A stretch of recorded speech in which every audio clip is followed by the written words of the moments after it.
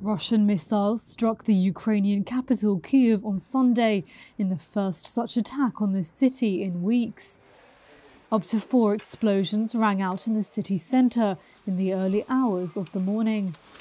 Buildings smouldered and the streets were covered in debris. Ukraine's police chief Ihor Klimenko said at least 5 people had been wounded. Authorities said several people were trapped in the rubble of destroyed buildings. Footage shared by Ukraine's Ministry of Emergency showed a 7-year-old girl being carried out of a damaged building on a stretcher.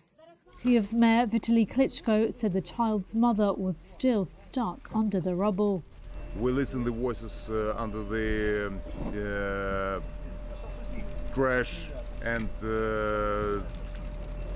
we know the couple of people inside.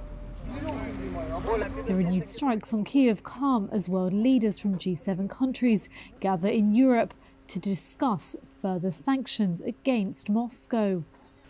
The Western alliance supporting Kyiv has been starting to show signs of strain as leaders fret about the growing economic cost, including surging food and energy prices.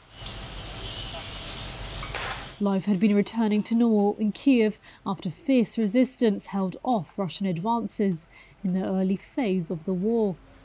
There had been no major strikes since the start of June. Russia's defense ministry said on Sunday that it had hit training centers in the Ukrainian regions of Chernihiv, Zhytomyr and Lviv, an apparent reference to strikes reported by Ukraine on Saturday.